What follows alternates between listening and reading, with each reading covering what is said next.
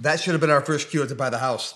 Bad luck. Yes, that was the bad luck. That was probably the universe saying, "Don't buy this sucker." Right? I think my legs itched for like 3 months after that.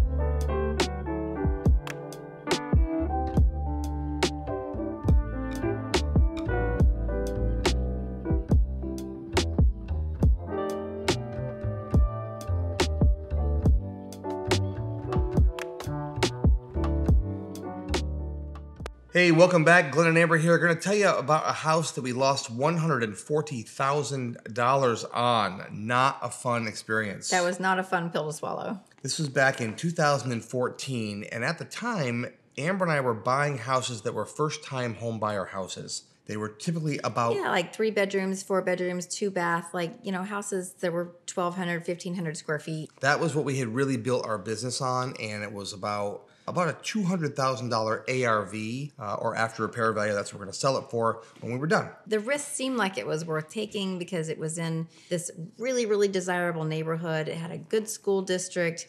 There were a couple red flags, like looking back, but you can only see those now that you're looking back. At the time, it seemed like a risk worth taking. So what were the red flags? I mean, if you knew them then, why didn't we? Well, I know. Okay, so the first red flag was the size of it. It just wasn't like anything Right. else we'd ever taken on. So Right. that was a risk. The next red flag that I remember was that it was a Tudor. It had a very distinct look to it. So while it was in this great neighborhood and great school district and everything, it wasn't traditional. Number one, our normal buyers pool that was interested in first-time home buyers houses, this was way above that price range. Yeah. And then number two, it was just its own unique style. Not everybody likes a Tudor. So those were definite red flags for me. But there was such a big profit, we figured we couldn't lose. Yeah, so when our team member brought it to us... Potential profit, right? Potential. Yeah. Our team member, she brought it to us, remember, and she talked us into it. She brought it to us and said, look, we can make this work. And we looked at it, and, at the end of the day, as a business owner, it's always our decision. But we looked at it, and we were sort of talked into it by someone that worked for us. He said, well, I could definitely sell this house. So she was getting cocky with our money. Yeah. So we decided to go for it, and we paid around $250,000. That was the most we'd ever paid for a house that needed renovating. At that time, right, that needed renovating. So we thought it would sell for around $700,000 because that's what it was assessed for at the town. So we thought for sure it'd be worth at least that because it was tough to comp that, remember? And so it was very tough to find comparable sales for that just because of the people didn't buy houses for that much money. Well, there were other houses in the neighborhood that were that much, but not that were Tudors. Right. And we realized that doing that house meant you had to do a lot nicer renovations than a house that's $250,000. Yeah, you'd use high-end appliances, high-end finishes. We were not equipped to budget for those types of appliances. Like we had an idea, but we hadn't done it before, so we really weren't equipped to do that. Would you say that was true? I would agree with that, but the other thing that I think we underestimated was how long it would take to get it done simply because of the size. Right. So what normally would have taken a contractor, 4 or 6 weeks to do, ended up taking 6 months. Yeah. Took a long time to do it. Yeah. Right. So we finally put all that money into the house, got it looking good. Remember you got stung by the bees? Oh my gosh, when we were looking at the house and we're walking through the front yard, and I literally felt like somebody shot me with a pellet gun. They were in the ground. What kind of bees are those? Hornets. Oh my gosh. That should have been our first cue to buy the house. Bad luck. Yes, that was the bad luck. That was probably the universe saying, "Don't buy this sucker." Right? I think my legs itched for like 3 months after that. Everything nailed you. It's because you got no meat on your bones, so it's okay. So we bought that house. We ended up closing on it. We bought it. And it had a nostalgic value to it, too, because the woman who owned it was the daughter of the woman that delivered me. Now, I was a New Year's baby in 1969, and I was the first baby born at 12:01 a.m. So being a New Year's baby is a big deal, and the woman who delivered me, it was her daughter's house. So I had this connection to the woman who delivered me, who I'd never met before. Because Glenn needs something else to make his head bigger. Anywho, moving on. So we buy this house, we do the full renovation on it, and we get done and we realize we're way over budget. But the problem is now we have to stage the house because we can't figure out how to sell it. Like we're struggling to figure out, remember we listed it and we weren't getting any bites. No one was coming through. Did that massive open house. Yeah. Did it?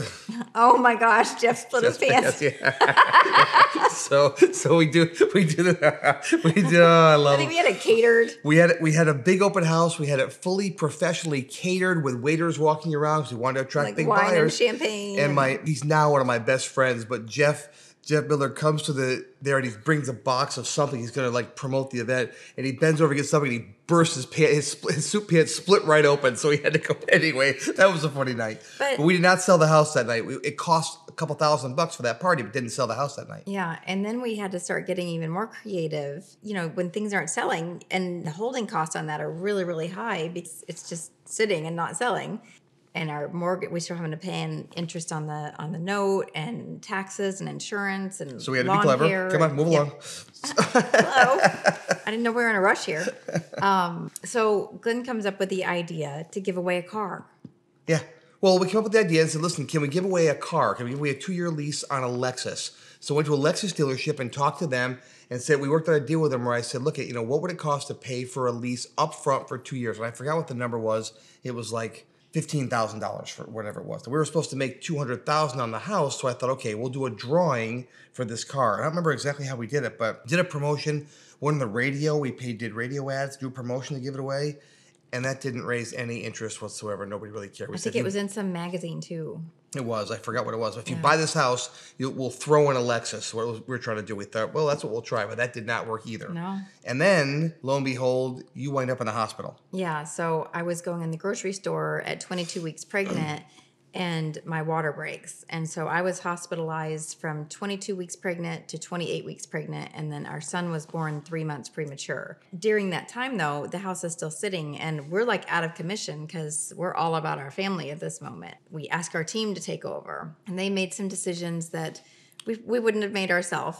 They had somebody come in and stage it. Yeah, the staging ended up being exorbitant. I think she did a good job. I mean, it looked beautiful, but she went and bought all new furniture. I mean, we're talking $40,000 later. Yeah, that the house was staged, and they changed some things in the house that she just didn't like for her taste, which whatever. But that was a big ticket item that we had to end up negotiating down because we didn't authorize that much. And we learned a valuable lesson. The valuable lesson is that a house will only sell what someone's willing and able to pay for it. Because once we lowered the price, as much as we tried to make the house look beautiful, it was lowering the price that finally got some foot traffic in there. Right. And we talked to other agents, and we talked to people, and we sat on this for probably about 90 days.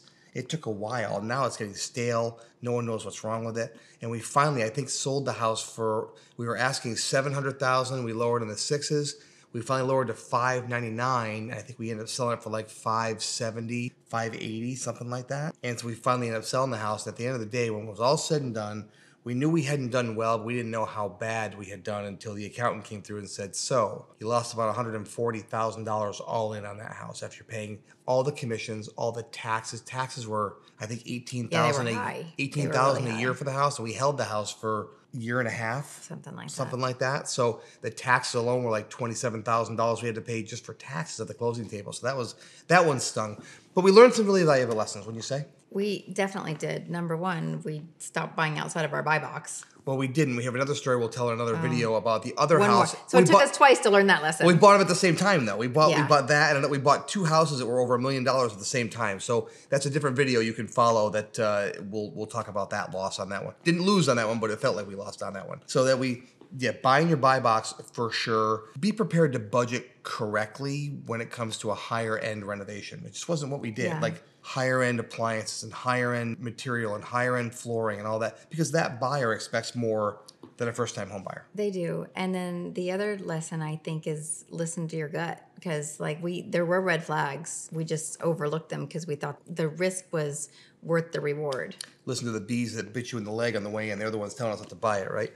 And last but not least is make sure that if you're not getting foot traffic on your house, you're not selling it right away, that you lower that price as soon as humanly possible. Yeah. Because when you hold out for that higher price, it's only going to go for what someone's willing and able to pay for it. And be very careful in finding what would you call it? Like you said, the Tudor home, like a niche type of a just design. Something more traditional that more people are going to be open to living in. Yeah. So hopefully you can learn from our lesson and take those things to heart. So when you're out there doing your deals, you don't have to lose 140 grand like we did. So if you like this video, make sure that you like the video and then go ahead and subscribe to our channel, because there's a whole lot more authenticity and transparency that we want to share with you. You can learn from our successes and our mistakes. Make sure you turn the notifications on and also comment and let us know what you think.